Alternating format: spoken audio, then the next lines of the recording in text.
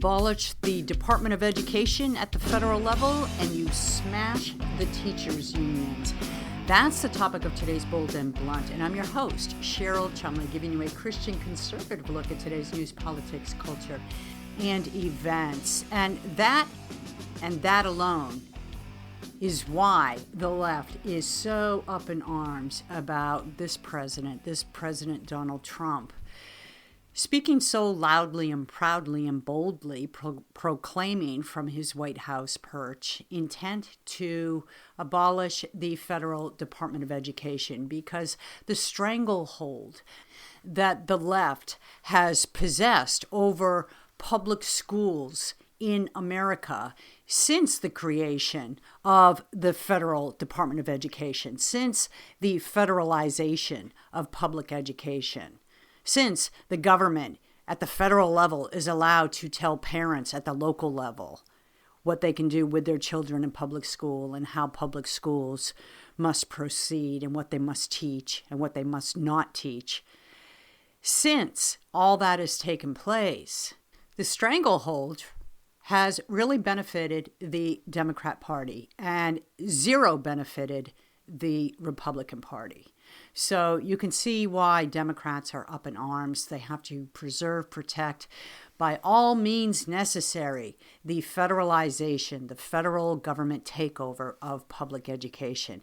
How else can they raise the next generation of American leaders in the good Marxist socialist way to go if they don't control what's taught in the public school systems? And let's face it, the Democrat Party is not so much Democrat as it is Marxist, socialist, communist. And by the way, I go into some of that in my just released nonfiction book, God-Given or Bust, Defeating Marxism and Saving America with Biblical Truths.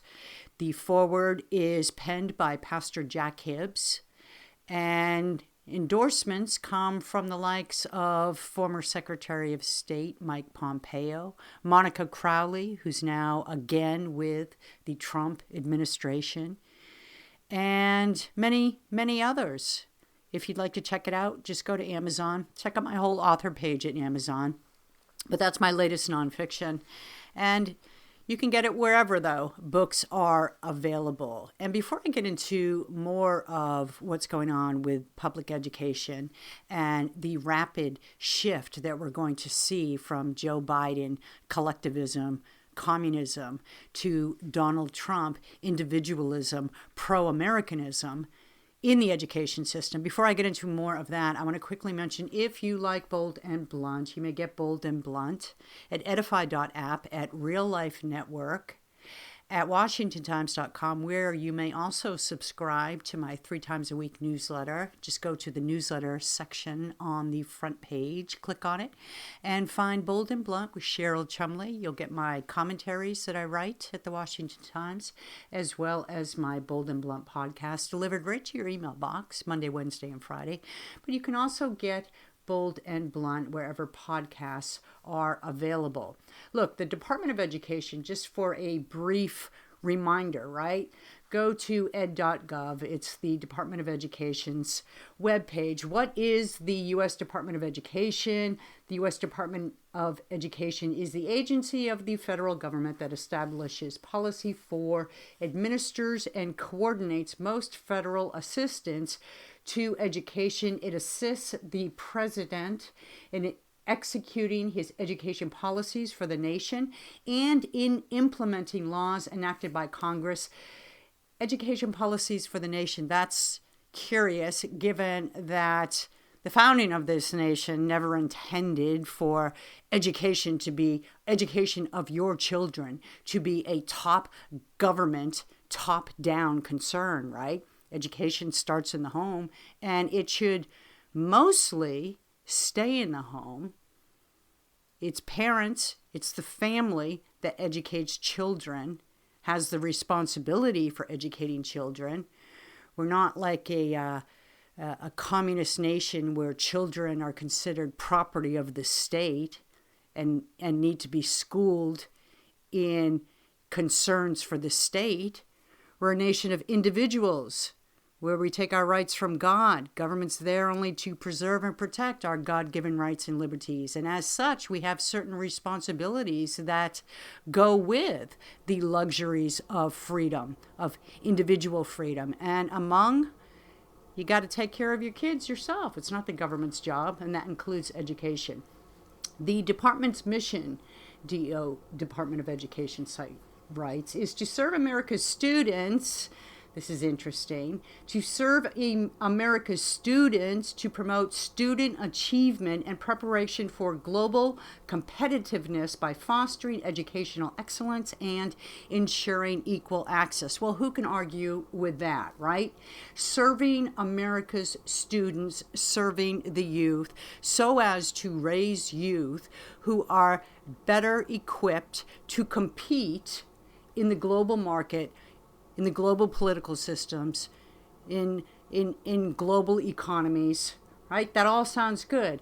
Too bad, so sad, though, that what's actually resulted is a very close partnership between the Federal Department of Education and the teachers' unions, right? And as we all know, teachers' unions do not exist to represent the students.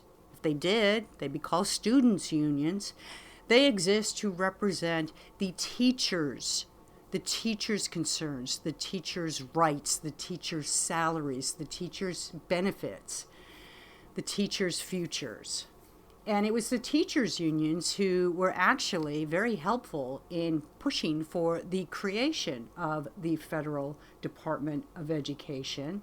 And since its creation, thank you, Jimmy Carter, since its creation, the teachers' unions have been very influential in using all their lobby dollars to influence policy that is pushed through the Department of Education, such as collective bargaining, right? Collective bargaining. So teachers' rights are always represented at local school levels, which sounds good on surface, but what that means is teachers' rights and administrators' rights over the concerns of children. And these rights and concerns of teachers very often fly in the face of what the U.S. Department of Education's whole mission statement is all about, supposedly, going back to the Department of Education's webpage, to serve America's students, to promote student achievement, and prepare them for global competitiveness. Teachers' unions, opensecrets.org reports. Open Secrets is a great site. Opensecrets.org tracks money in politics. Money, the flow of money from a variety of groups, nonprofits, PACs, political organizations, into all things politics. So I'm reading here from opensecrets.org. Teachers' unions have steadily amped up their political involvement. From 2004 to 2016, their donations grew from $4.3 million to, get this, more than $32 million, an all-time high. That's massive. That's massive, right? Massive, massive, massive. Over the course of a dozen years, right? 12 years. 12 years. 4.3 million to more than 32 million. Unbelievable. Even more than most labor unions, they have little use for Republicans. I'm reading from opensecrets.org.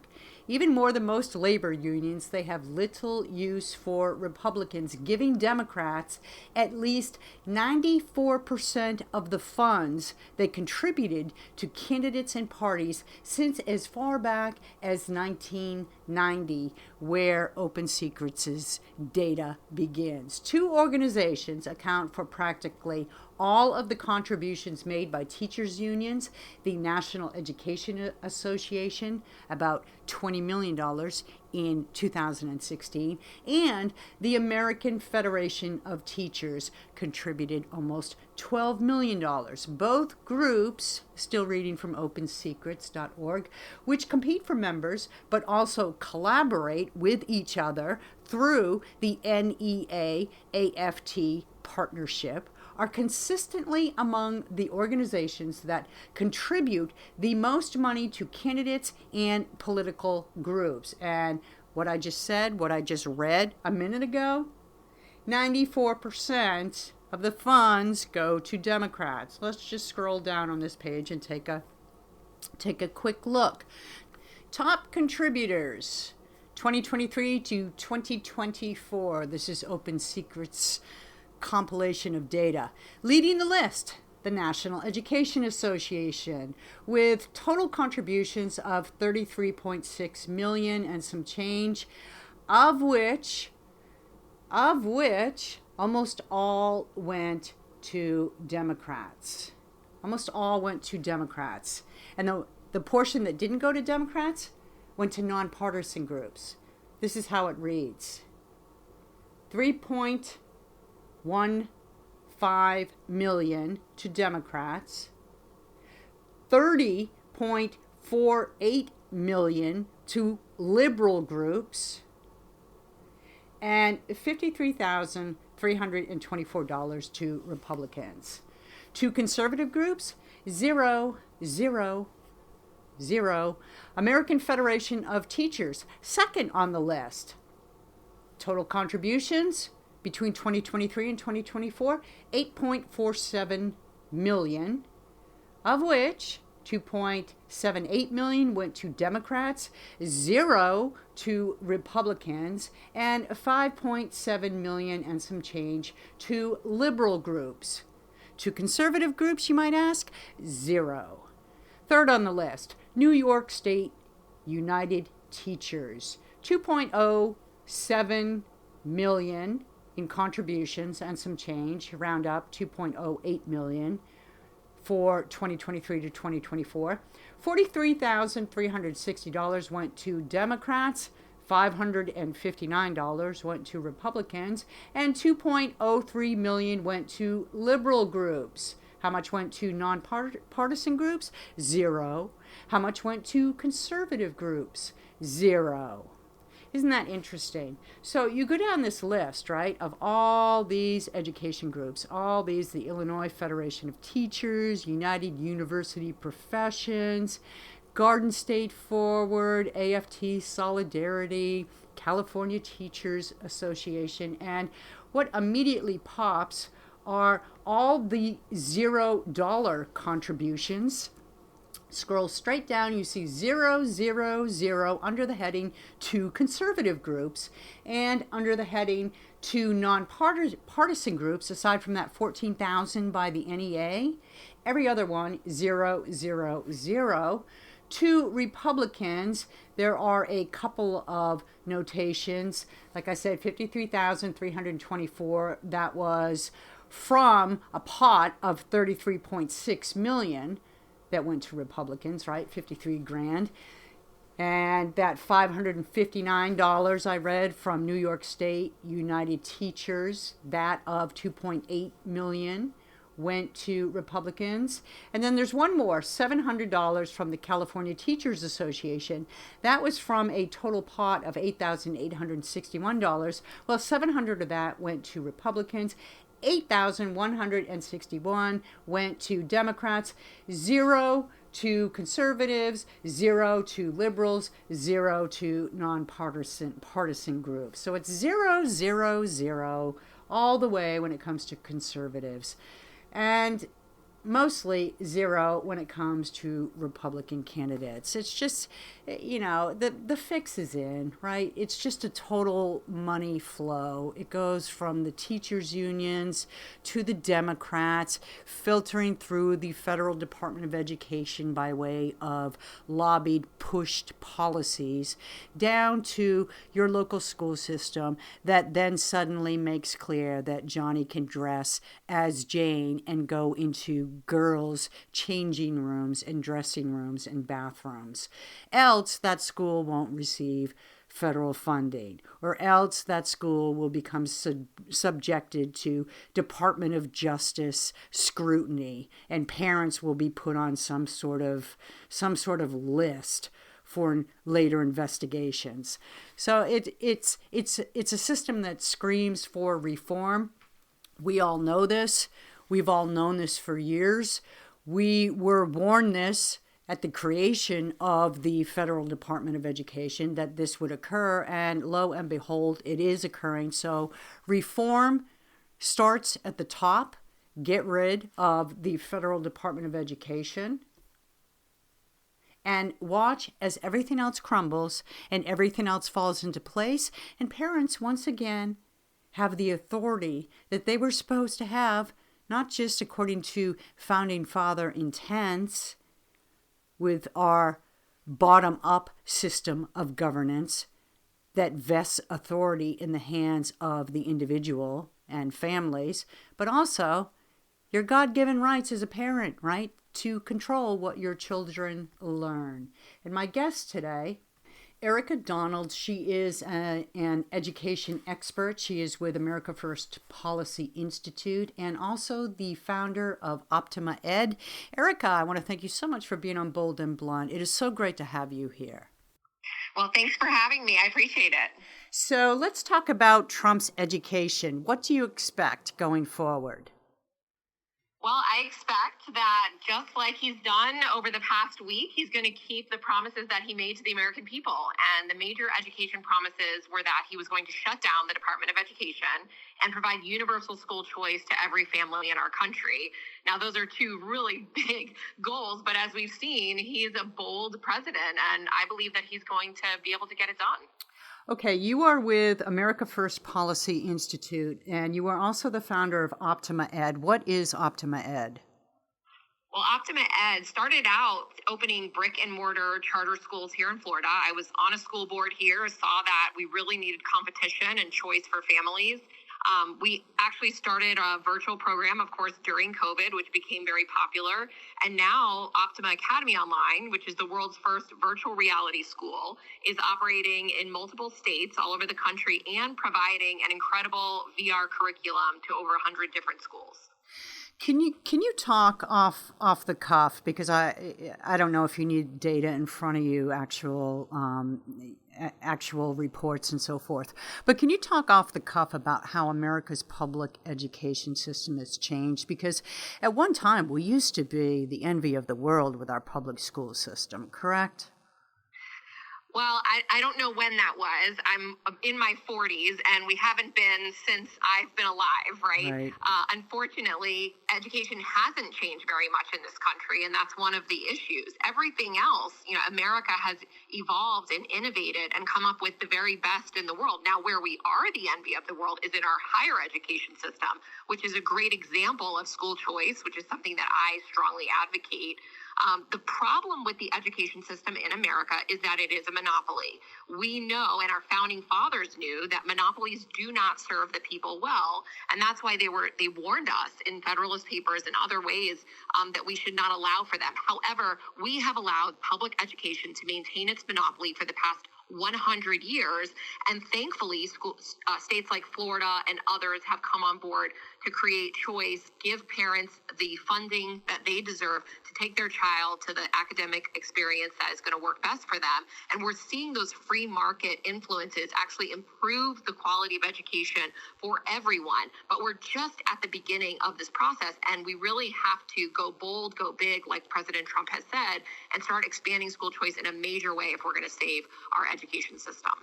Talk a little bit about the virtual charter school that you were the first there's only one in the world, right? You were the first one to bring forth a virtual charter school. Well, this is a virtual reality charter school, and we are the first and only in the world right now. Virtual schools have been around. The one in Florida has been around 25 years. Unfortunately, they don't have a great reputation, and COVID did not help the matter when everyone equated emergency learning with virtual learning. But I think virtual and online learning, and especially virtual reality, is going to play a major part of families having the options that they deserve for their families. A lot of families that we talk to want more flexibility. They want their children to learn at home, but they don't want to homeschool. Right. So while we see homeschooling growing increasingly, it's the fastest growing segment of the education sector right now ever since COVID.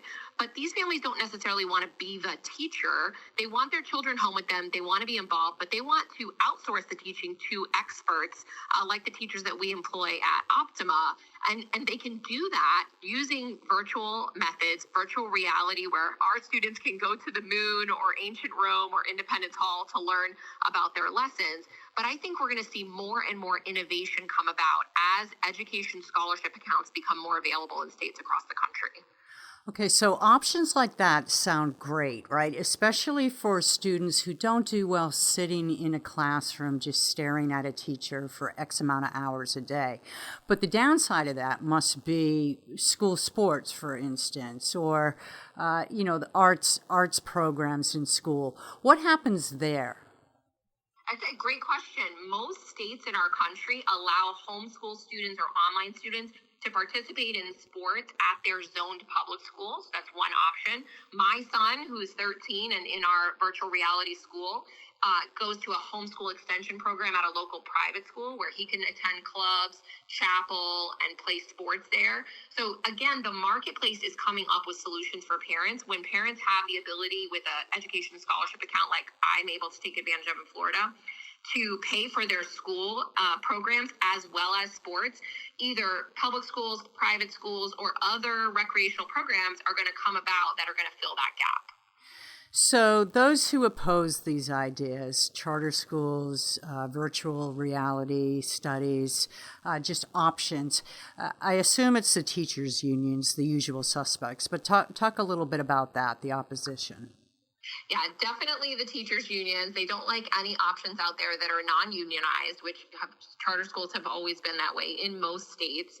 And then these choice programs really threaten the monopoly that they enjoy.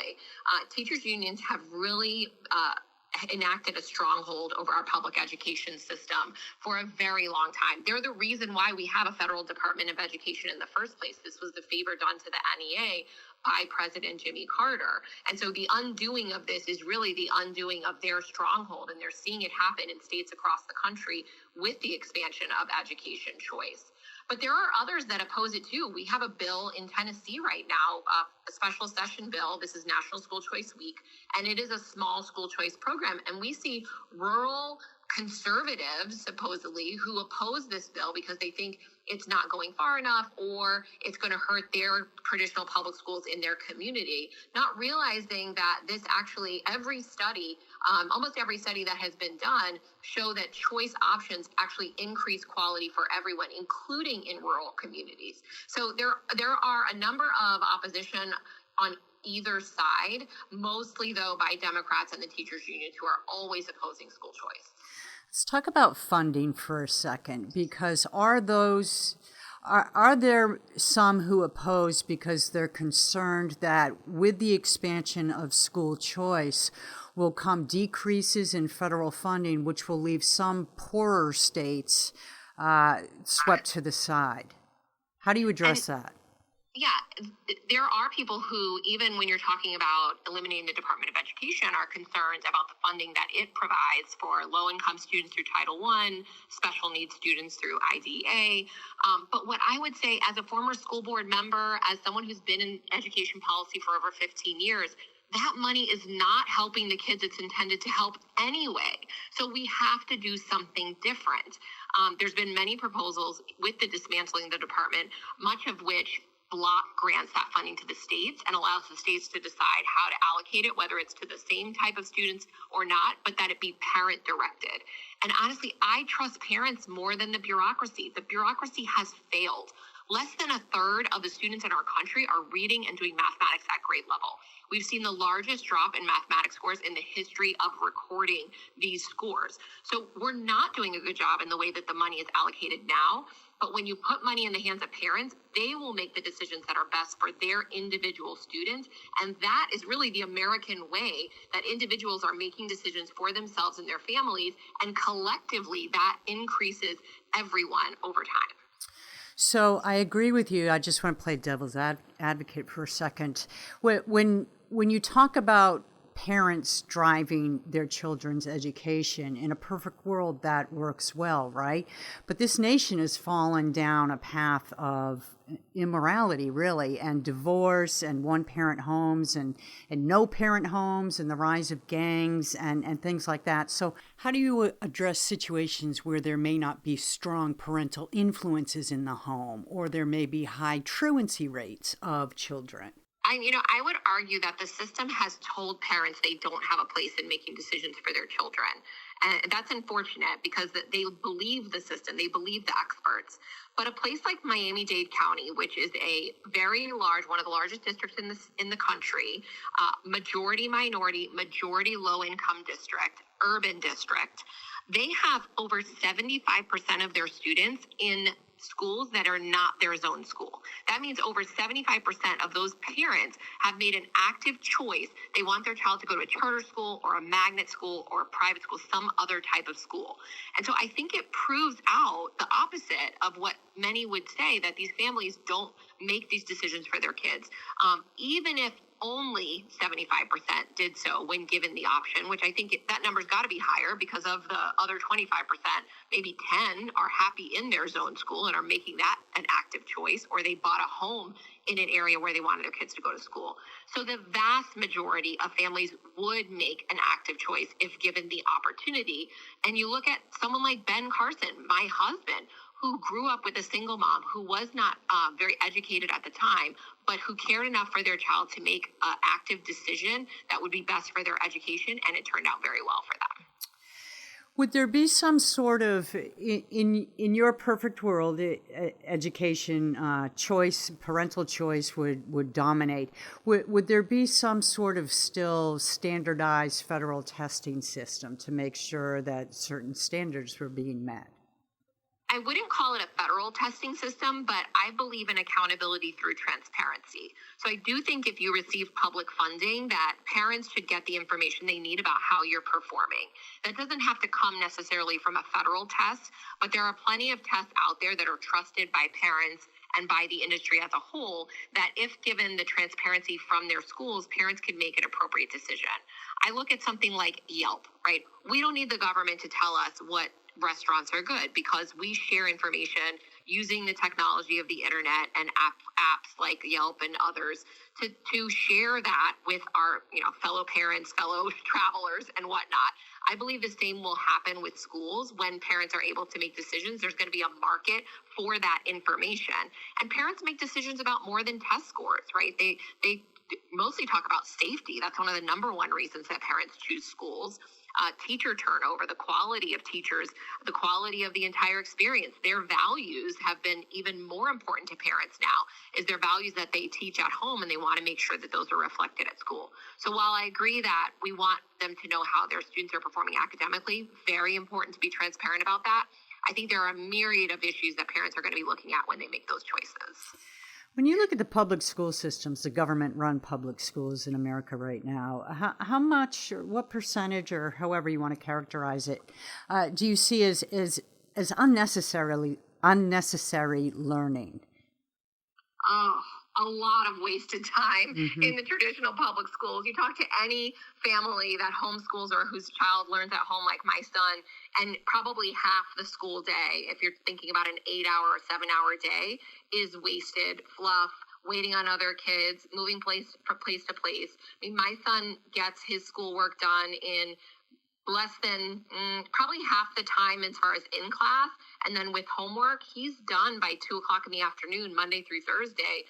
And then he has the ability to pursue other interests like cooking club and technology, things like that, sports, without being up until 10 o'clock at night doing homework, which is how I was with my older two children. And so families realize how much, and they realized this during COVID a lot, how much wasted time, how many things are being taught that are unnecessary or that are contrary to their values, and how much more efficient education and learning could be if we focus on the basics and not the things that they're not supposed to be meddling with families anyway. Just two more questions, Erika. So the virtual reality program that you have in Florida, is that only for Florida residents, or could other parents in other states right now tap into that?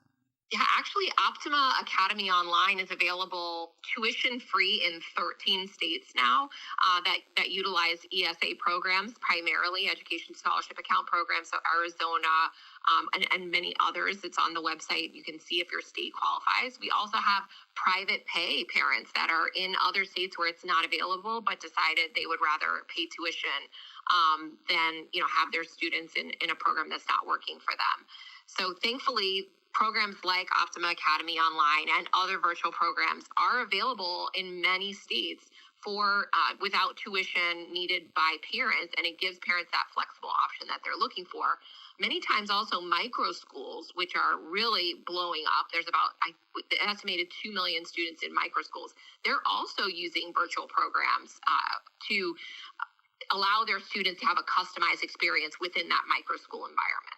And what do you say to parents or even the students who might be concerned about their ability to be accepted to their colleges of choice if they attend a virtual reality type of K through 12 education? Sure. Well, the VR school at Optima is accredited by Cognia, which is international accreditation. So just like any accredited private school or public school, which Cognia accredits many public schools, especially in Florida, they're going to have that same qualification when they're going to college. I would also say that a program like Optima Academy Online, which is based on a more classical, traditional liberal arts education, knowledge-rich education, is going to prepare them better for college and for the tests and inevitable ACT, SAT exams, and is going to give them a more rigorous experience. Now, I can't speak for every virtual program out there.